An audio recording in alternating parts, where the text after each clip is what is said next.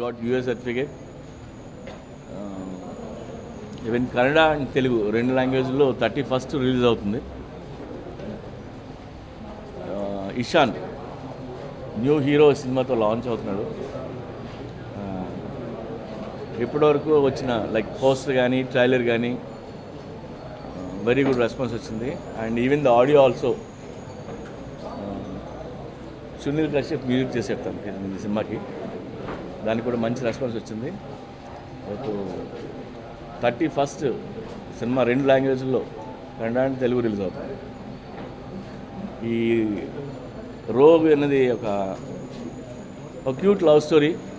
ఎందుకంటే first time ఒక హీరోతో చేస్తున్నప్పుడు లవ్ స్టోరీ అయితే మంచిదని ఫీల్ అయి నేను చేస్తున్నాను. అది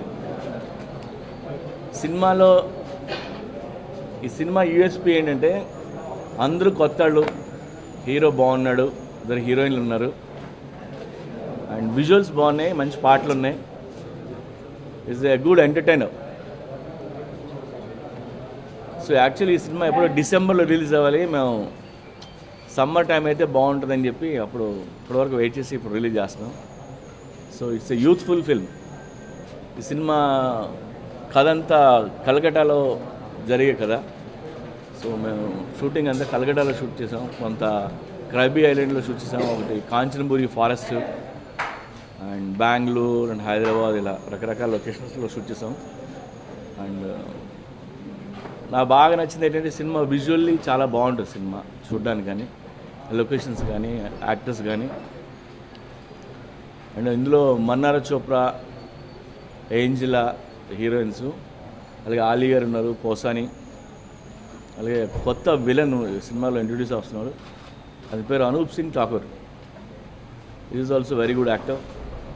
అండ్ ఎజాజ్ ఖాన్, చిరాగ్, రకరకాల అందరూ కొత్త వాళ్ళు ఉన్నారు, కొత్త సింగర్స్ ఉన్నారు సినిమాలో, ఫస్ట్ టైం ఛాన్సెస్ వచ్చినారు.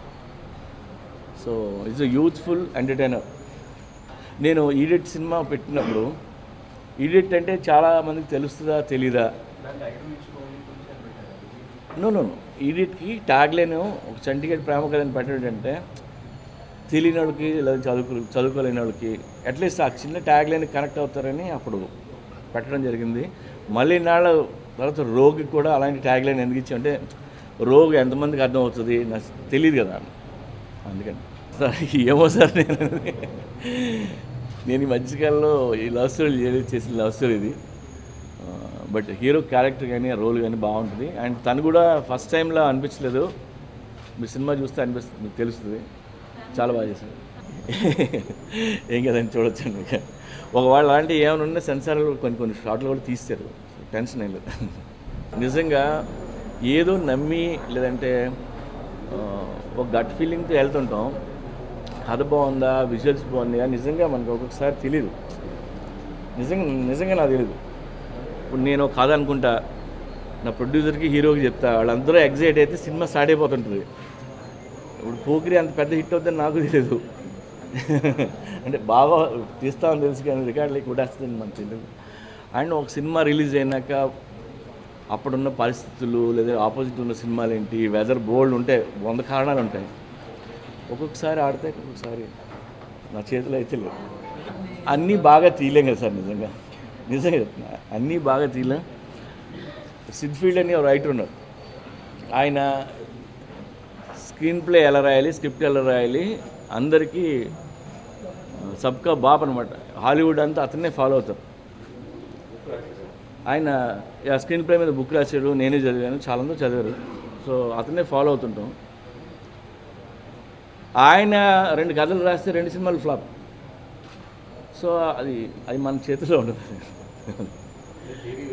థియరీ వేరు, ప్రాక్టికల్ వేరు. ఇంక చేసుకోండి, నేను వేరే పనులకు వెళ్ళిపోతాను.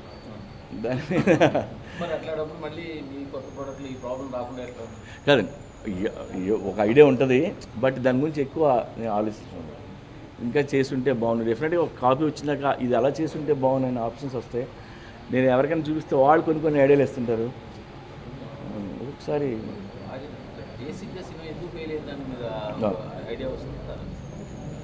ఎన్ని వచ్చినాక ఇంక ఫెయిల్ అయిపోయినాక ఇంకేం చేస్తాను సార్. అలాగే నా హీరోలు కొద్దిగా టఫ్గా, ర్యాష్గా, డైనమిక్గా ఉండే ఉంటాయి. అవి ఆల్మోస్ట్ తెలియకుండా ఆడ ఏ క్యారెక్టర్ ఉన్నా, ఆడ పోలీస్ ఆఫీసర్ ఉన్నా, రౌడీ ఉన్నా, లేదంటే నేనేం తెలియని క్యారెక్టర్ ఉన్నా ఉంటాయి. ఆ క్వాలిటీస్ అయితే ఉంటాయి. అలా మాట్లాడితే అలా మాట్లాడతాను తప్ప పొలిటికల్ లింక్ చేసి లేదంటే అలాంటి డైలాగ్ అయితే చాలా డైనమిక్గా కనిపిస్తాడు నాకు. వెరీ యంగ్గా కనిపిస్తాడు. యా అవును.